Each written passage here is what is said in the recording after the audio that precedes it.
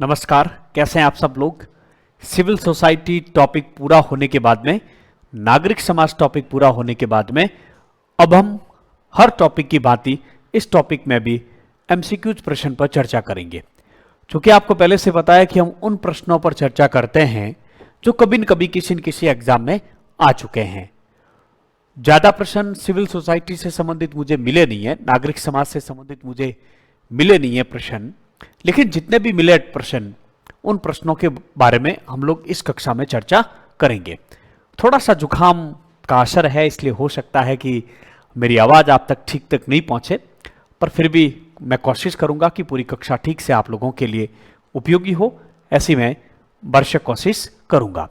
यदि आप स्कूल व्याख्याता राजनीति विज्ञान से तैयारी कर रहे हैं तो पॉलिटिकल एकेडमी ऐप से आप लोग जुड़ सकते हैं, ऐप को डाउनलोड कर सकते हैं। आपको स्कूल व्याख्याता राजनीति विज्ञान से संबंधित विभिन्न प्रकार की कक्षाएं वहां पर मिलेगी, कंटेंट आप लोगों को मिलेगा। और यदि आपको लगता है कि पॉलिटिकल एकेडमी आपके सारथी की भूमिका निभा सकती है तो आप हमसे जुड़ सकते हैं। टेलीग्राम से आप सभी अवश्य जुड़े, क्योंकि प्रश्न भेज रहे हैं राजनीतिक सिद्धांत के प्रश्न वहां पर, राजनीतिक सिद्धांत, भारतीय विचारक, पश्चिमी राजनीतिक विचारक, जितने भी भाग है, तुलनात्मक राजनीति, अंतर्राष्ट्रीय राजनीति, सभी के प्रश्न आप लोगों के प्रैक्टिस के लिए भेजे जा रहे हैं। यदि आप हमारे टेलीग्राम चैनल का लिंक नहीं मिल रहा है कहीं पर भी, तो आप 82097 44629 पॉलिटिकल एकेडमी के हेल्पलाइन नंबर है। इस नंबर पर आप जो है व्हाट्सएप मैसेज करके टेलीग्राम चैनल का लिंक प्राप्त कर सकते हैं। टेलीग्राम चैनल से जुड़े ताकि आप लोगों की प्रैक्टिस होगी, आपको काफी फायदा होगा। वैसे सुरेंद्र सिंह राजप्रीत के नाम से ही पॉलिटिकल साइंस के नाम से टेलीग्राम चैनल है, नहीं मिल रहा है सर्च करने पर, आप इस पे व्हाट्सएप मैसेज कीजिए, हम आप लोगों को लिंक भेज देंगे। चलिए हम सीधे प्रश्नों की चर्चा करते हैं। और ज्यादा प्रश्न नहीं, 25-26 प्रश्न है, आधे ही घंटे की कक्षा में सारी चीजें आप लोगों के हो जाएगी। पहला प्रश्न, भारत में सामाजिक आंदोलन के संदर्भ में गैर दलीय राजनीतिक संरचना जैसी शब्दावली का प्रयोग किसने किया, या इस प्रकार का विचार किसका है? गैर दलीय राजनीतिक संरचना। चूंकि आप लोग जानते हैं कि सामाजिक जो आंदोलन है, हालांकि हमने सिविल सोसाइटी में नव सामाजिक आंदोलन की बात की है, हमने परंपरागत सामाजिक आंदोलनों को इसमें शामिल नहीं किया है, लेकिन रजनी कोठारी ने सामाजिक आंदोलनों को गैर दलीय राजनीतिक संरचना कहा है। गैर दलीय राजनीतिक संरचना का मतलब है कि ये सामाजिक आंदोलन जो होते हैं वो राजनीतिक दलों से इतर होते हैं, उनसे अलग होते हैं। राजनीतिक दल सत्ता प्राप्त करने के लिए प्रयासरत रहते हैं, लेकिन सामाजिक आंदोलनों का उद्देश्य कभी भी सत्ता प्राप्त करना नहीं होता है। खैर, आपको केवल इतना याद रखना है कि सामाजिक आंदोलन के संदर्भ में गैर दलीय राजनीतिक संरचना का विचार प्रस्तुत करने वाले विद्वान कौन है? रजनी कोठारी है। तो ये प्रश्न कॉलेज व्याख्याता में आ रखा है, ये प्रश्न रिपीट भी है, 2 बार हम इसकी चर्चा करेंगे। आगे आइए, कथन दे रखे हैं 2 और उसमें से आप लोगों को बताना है। कथन कारण के प्रश्न नेट के एग्जाम में तो पूछे जाते ही है, स्कूल व्याख्याता, कॉलेज व्याख्याता के एग्जाम में भी आजकल ये प्रश्न पूछे जाने लगे, तो आपकी प्रैक्टिस हो इसके लिए इसी प्रकार के प्रश्न लेकर आ रहे हैं। भारतीय राजनीति में महिलाओं की स्थिति, भारतीय राजनीति में महिलाओं की स्थिति, और भारतीय राजनीति में महिलाओं की स्थिति क्या है हम देखते हैं तो केवल 5 और 10% जो है महिलाएं लोकसभा और विधानसभा में पहुंच पाती है, जबकि आधी आबादी महिलाओं की है। हालांकि आप लोग जानते हैं कि वर्ष 2023 में ही महिला आरक्षण विधेयक को पारित करके 33% महिलाओं को आरक्षण लोकसभा और विधानसभा में दिया गया है। हालांकि अभी तक इसको लागू नहीं किया गया है, लागू कब होता है ये एक अलग विषय है, लेकिन संविधान संशोधन विधेयक पारित हो चुका है। तो भारतीय राजनीति में महिलाओं की स्थिति लोकतंत्र से संबंधित अवसरों, महिलाएं लोकतंत्र में समान अवसर प्राप्त करने के लिए सार्वभौमिक वयस्क मताधिकार तो है, इसमें कोई दो राय नहीं है, लेकिन महिलाओं की लगातार एक मांग रही है कि राजनीति में भी उनको समुचित प्रतिनिधित्व प्राप्त होना चाहिए। जब तक समुचित प्रतिनिधित्व प्राप्त नहीं होगा तब तक महिलाओं की समस्याओं का समाधान नहीं होगा। और बाधाओं को परिलक्षित करती है, इनकी कौन कौन सी बाधाएं हैं लोकतंत्र में उनके उचित प्रतिनिधित्व के सामने, ये सारी चीजें भारतीय राजनीति में देखने को मिलती है। ये कथन बिल्कुल सही है, इसमें किसी प्रकार की कोई दो राय नहीं है। कारण महिलाएं सामाजिक आंदोलनों और गैर सरकारी संगठनों में, महिलाओं ने उन सामाजिक आंदोलनों और गैर सरकारी संगठनों में मुख्य भूमिका का निर्वहन करती रही है जो भारत के जीवंत नागरिक समाज में अंतर्निहित है। यह दूसरा कथन यह कह रहा है कि जो महिलाएं हैं उन्होंने गैर सरकार संगठन एनजीओज में और सामाजिक आंदोलनों में लगातार अपनी भूमिका का निर्वहन किया है जो जीवंत नागरिक समाज में अंतर्निहित है। इनकी सामाजिक आंदोलन, नव सामाजिक आंदोलन और गैर सरकारी संगठन ये दोनों ही नागरिक समाज के अंतर्गत आते हैं जिसमें उनकी भूमिका रही है।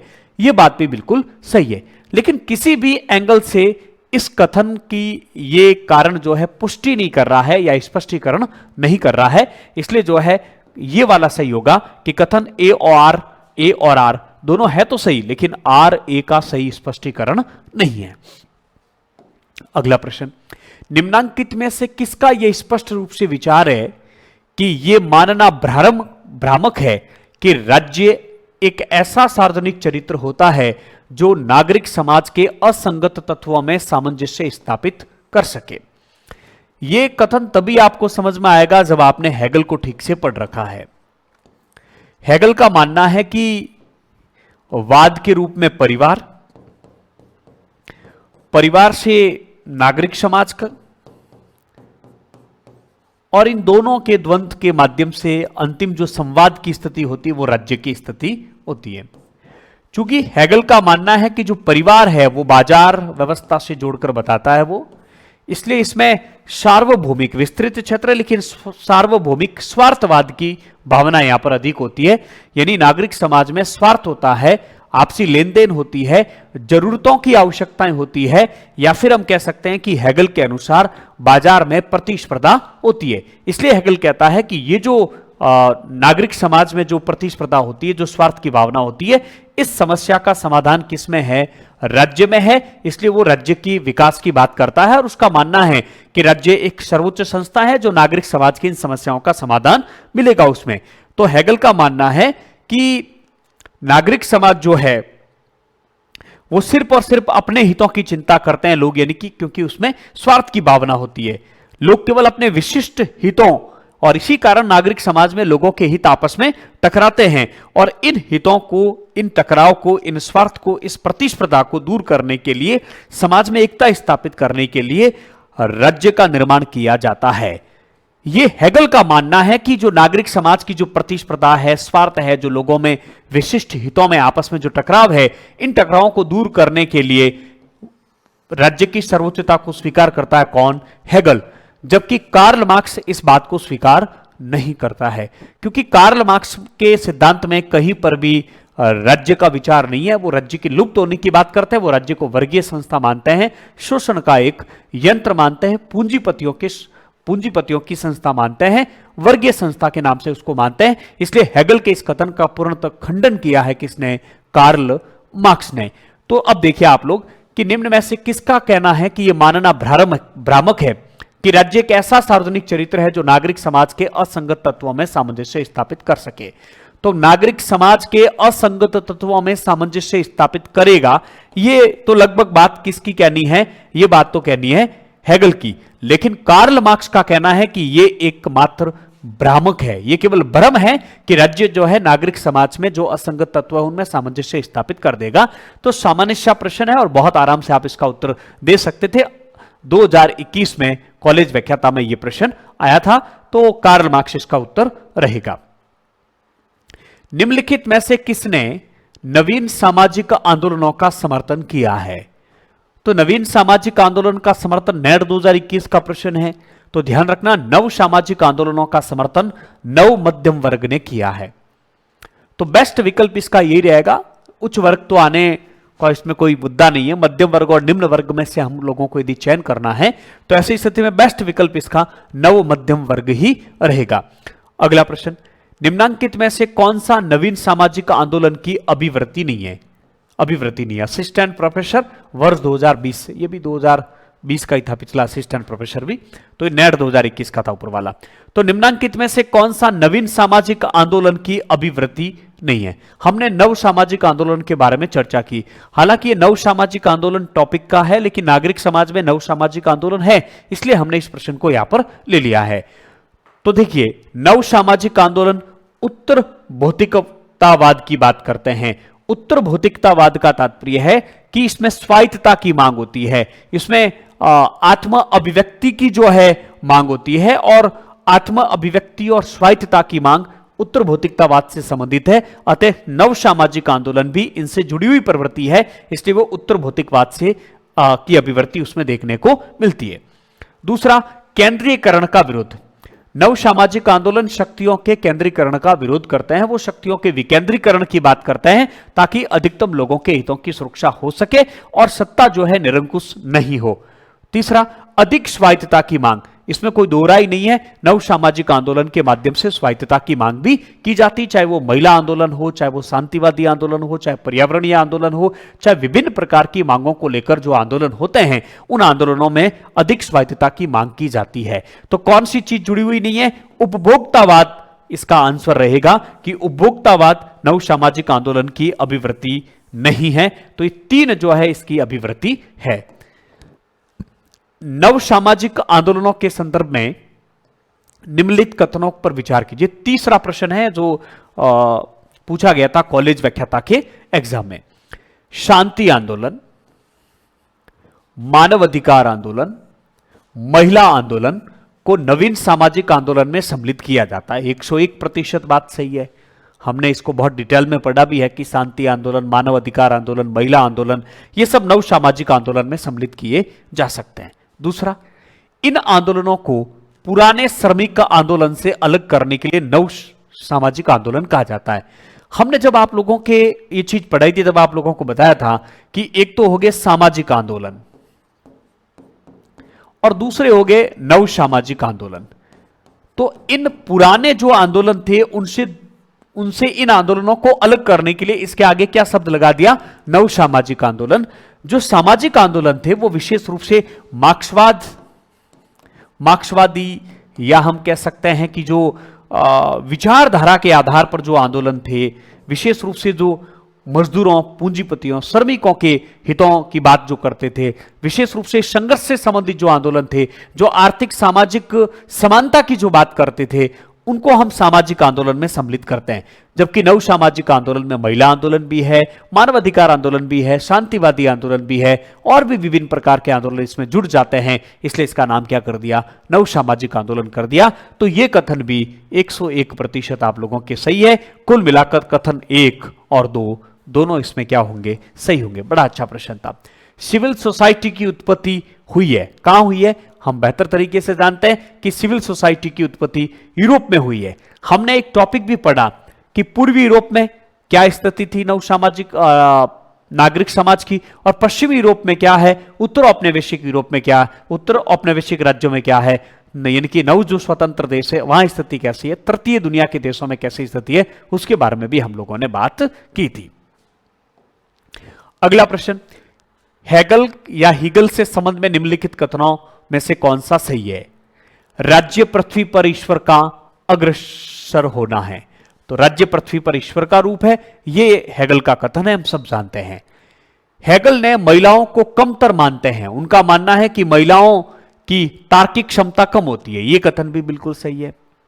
हेगल ने महिलाओं को पुरुषों की अपेक्षा कमतर आंका है, और हेगल का मानना है कि सार्वजनिक क्षेत्र में महिलाओं को नहीं आना चाहिए, वो उनकी तार्किक क्षमता को कहीं कम मानते हैं। तो हेगल जो है स्त्री पुरुष समानता के समर्थक नहीं थे, इस बात का भी आपको ध्यान रखना है। तीसरा, हेगल ने सिविल सोसाइटी की अवधारणा को अस्वीकार कर दिया। नहीं, वो तो सिविल सोसाइटी की बहुत स्पष्ट बात करते हैं, ये उसने स्पष्ट विभाजन किया परिवार में, नागरिक समाज में और राज्य में, वाद, प्रतिवाद और संवाद के रूप में राज्य की स्थिति उत्पन्न होती है या राज्य का विकास होता है।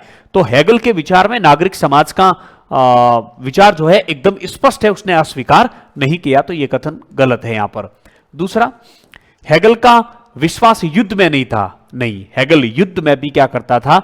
विश्वास करता था, क्योंकि वो राष्ट्र राज्य का समर्थक था, इसलिए युद्ध में विश्वास करता था। तो दो कथन सही है, इसका उत्तर हो जाएगा आपके केवल ए और बी। अगला देखिए, हेगल के अनुसार निम्नलिखित में से क्या राज्य से संबंधित है? तो परिवार में क्या है? परिवार में व्यक्तिवाद, परमार्थवाद है, जबकि नागरिक समाज में सार्वभौमिक स्वार्थवाद है, जबकि राज्य में सार्वभौमिक परार्थवाद है या परोपकारिता है। तो यह इसका उत्तर हो जाएगा। बहुत बार हमने चर्चा की है। निम्नलिखित में से कौन नागरिक समाज को जरूरतों की व्यवस्था कहता है? तो नागरिक समाज को जरूरतों, ये भी देखिए असिस्टेंट प्रोफेसर 2020, कितने प्रश्न आगे, 5-6 प्रश्न आगे। निम्नलिखित में से कौन नागरिक समाज को जरूरतों की व्यवस्था मानता है? तो हेगल जो है नागरिक समाज को जरूरतों की व्यवस्था मानता है, जहां लोग बाजार में जिस प्रकार से अपनी जरूरतों, अपनी आवश्यकताओं, अपनी लेन देन के कारण आपस में जुड़े हुए होते हैं, इसलिए वहां स्वार्थ है, प्रतिस्पर्धा है, ये चीजें हावी रहती है। हेगल के राज्य के सिद्धांत के संबंध में निम्नलिखित विशेषताओं में से कौन सा सही है? क्योंकि राज्य टॉपिक हमने इन टॉपिक से पहले ही पढ़ा है, संप्रभुता से पहले। मुझे नहीं लगता ये प्रश्न हमने लिया होगा, इसलिए मैंने इस प्रश्न को यहां पर ले लिया, क्योंकि हम नागरिक समाज के साथ राज्य की भी चर्चा हमने हेगल टॉपिक में की थी। तो हिगल या हेगल कुछ भी कह दीजिए कि राज्य के सिद्धांत के संबंध में कौन से कथन सही है? पहला, राज्य एक महान संस्थान है। बिल्कुल हेगल इस बात को स्वीकार करता है कि राज्य जो है महान संस्था है, राज्य जो है महान संस्था है, सर्वोच्च संस्था है, यह ईश्वर की पृथ्वी पर गति है। यह बात भी बिल्कुल सही है हेगल के विचारों में। यह अपने आप में साध्य है। हेगल व्यक्ति को साधन और राज्य को साध्य मानता है, राज्य को सर्वोच्च मानता है। यह किसी नैतिक कानून द्वारा नियंत्रित नहीं है, चूंकि हेगल राज्य को सर्वोच्च मानता है, आदर्शवादी है, इसलिए राज्य के ऊपर किसी प्रकार की कोई सीमा नहीं लगाता है। इसलिए वो कहता है कि किसी नैतिक कानून द्वारा नियंत्रित नहीं होता है, क्योंकि यह स्वयं नैतिकता का क्या है, सृजन करता है। तो इस प्रकार से चारों कथन क्या है इसमें आप लोगों के सही है। निम्न में से किस विचारक ने आधुनिक पाश्चात्य राजनीतिक चिंतन में, देखिए प्रश्न को बहुत ढंग से पढ़ना होता है, आधुनिक पाश्चात्य राजनीतिक चिंतन में नागरिक समाज की अवधारणा को सबसे पहले प्रस्तुत किया? तो आधुनिक पश्चिमी राजनीतिक विचारधारा में चिंतन में सबसे पहले नागरिक समाज की अवधारणा को प्रस्तुत किसने की थी? WF हिगल या हेगल ने इस अवधारणा को प्रस्तुत किया था। बहुत अच्छा प्रश्न है। द फिलॉसफी ऑफ राइट, यह प्रश्न भी रिपीट हो गया, एक दो बार एक आगे और आ जाएगा। द फिलॉसफी ऑफ राइट किसके द्वारा लिखी गई? हेगल के द्वारा लिखी गई, और बड़ी प्रसिद्ध उनकी पुस्तक है द फिलॉसफी ऑफ राइट। आप लोगों को याद रखनी है। GDC 2019 में भी पूछा गया द फिलॉसफी ऑफ राइट पुस्तक के लेखक कौन है? तो इसके लेखक कौन है? हेगल है। मिलान कीजिए, चूंकि इसमें सिविल सोसाइटी शब्द था इसलिए हमने जो है मिलान करने का प्रश्न ले लिया। तो स्वेच्छावाद या स्वेच्छातंत्रवाद तो किससे संबंधित है? हम जानते हैं रॉबर्ट नोचिक। उपयोगितावाद हम जानते हैं बेंथम से संबंधित है। सिविल सोसाइटी हेगल से संबंधित है। सबसे पहले सैद्धांतिक रूप से सिविल सोसाइटी और राज्य में अंतर किसने किया था? हेगल ने किया था। और स्वराज किससे संबंधित है? महात्मा गांधी से संबंधित है। तो पहले में 3 है, तो इसका उत्तर आप लोगों के ये सही हो जाएगा, 1 नंबर। अगला, हेगल के पूर्ण विकसित राज्य की अवधारणा के बारे में कथनों पर विचार कीजिए। तो यही हेगल के राज्य संबंधी विचारों पर चर्चा करनी है। व्यक्ति परिवार में, यानी कि पूर्ण विकसित राज्य की अवधारणा, यानी कि परिवार, परिवार से नागरिक समाज और राज्य का जैसे विकास होता है उस अवधारणा के बारे में विचार करना है। व्यक्ति परिवार में आत्म अभिव्यक्ति और पूर्णता प्राप्त करता है। बिल्कुल बात सही है। परिवार से उसको पूर्णता प्राप्त होती है, आत्म अभिव्यक्ति की भावना उसके अंतर्गत आती है, बहुत सी चीजें वो सीखता है। हालांकि उसका दायरा सीमित होता है, लेकिन बहुत सी चीजें वहां से उसको ग्रहण करता है। तो यह कथन बिल्कुल सही है। नागरिक समाज स्वनिश्चयन और स्वहित की अवधारणा है। बिल्कुल ये कथन सही हमने देखा, क्योंकि नागरिक समाज में व्यक्ति स्वयं के हितों की पूर्ति के लिए ज्यादा प्रयासरत रहता है, वहां स्वार्थ की भावना अधिक होती है। स्वनिश्चयात्मक और स्वहित जैसी शब्दावली का प्रयोग करते हैं हेगल इसके संदर्भ में। राज्य जनता की नीतिपरक इच्छा को मूर्त रूप देता है, यह कथन भी सही है। हेगल की दृष्टि में जनता की नीतिपरक इच्छाओं को मूर्त रूप देने का काम कौन करता है? राज्य करता है। हेगल की दृष्टि में राज्य जो है सर्वोच्च निकाय है, सर्वोच्च संस्था है, और वो सब कुछ है, राष्ट्र राज्य की वो बात करता है। तो इस प्रकार से 1, 2 और 3 तीनों कथन ये आपके क्या है? सही है।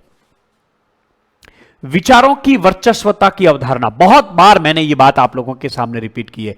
जहां भी हेजेमनी शब्द आ जाए, प्रधान्यता शब्द आ जाए, वैचारिक हेजेमनी या विचारों की वर्चस्व जैसे शब्दावली आ जाए, तो ऐसी स्थिति में आप लोगों को उत्तर किसको करना है? Antonio Gramsci. आप लोग जानते हैं कि ग्राम्सी ने जो है नागरिक समाज और राजनीतिक समाज में अंतर किया और उन्होंने बताया कि किस प्रकार से राजनीतिक समाज के ध्येय को पूरा करने के लिए नागरिक समाज प्रयासरत रहता है और राजनीतिक समाज का नागरिक समाज के माध्यम से, राजनीतिक समाज नागरिक समाज के माध्यम से जनता के विचारों को, अपनी नीतियों को लागू करते हैं और अपने अनुकूल उनके विचारों को बना ही देते हैं।